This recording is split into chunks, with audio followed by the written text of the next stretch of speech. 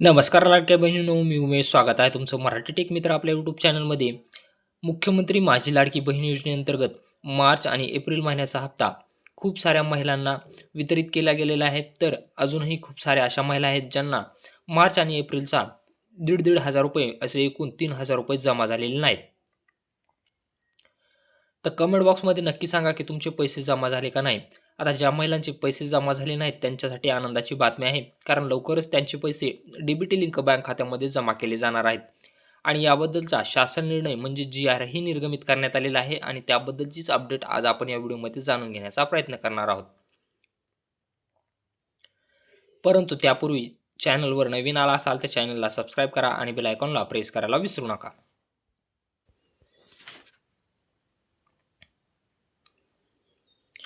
या ठिकाणी तुम्ही पाहू शकता 14 मे रोजी 1,500 रुपये क्रेडिट झालेले होते, जे की मार्च महिन्याचे होते. आणि 15 मे रोजी 1,500 रुपये क्रेडिट झालेले होते, जे की एप्रिल महिन्याचे होते. म्हणजे मार्च आणि एप्रिलचा महिना 14 आणि 15 मे रोजी खूप साऱ्या लाडक्या बहिणीच्या बँक खात्यामध्ये जमा झालेला होता. परंतु अशाही लाडक्या बहिणी आहेत ज्यांच्या बँक खात्यामध्ये मार्च आणि एप्रिलचा हप्ता जमा झालेला नाही.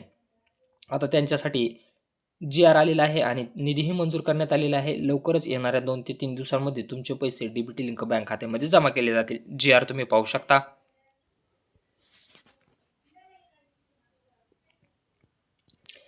मुख्यमंत्री माझी लाडकी बहीण योजनेसाठी सन 26-27 या आर्थिक वर्षामध्ये निधी वितरित करण्याबाबत 20 मे 2026 रोजी हा शासन निर्णय निर्गमित करण्यात आलेला आहे.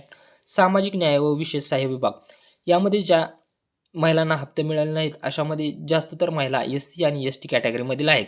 तुम्ही कमेंट बॉक्समध्ये नक्की सांगा की तुमची कास्ट कुठली आणि तुमचा हप्ता तुम्हाला जमा झालेला आहे का नाही. यामध्ये तुम्ही पाहू शकता मुख्यमंत्री माझी लाडकी बहीण योजना कार्यक्रम 31 सहाय्यक अनुदाने वेतने तर या लेखाशीर्षकाखाली 3,000 कोटी इतका निधी नियतव्यय मंजूर आहे. त्यामधील 365 पॉईंट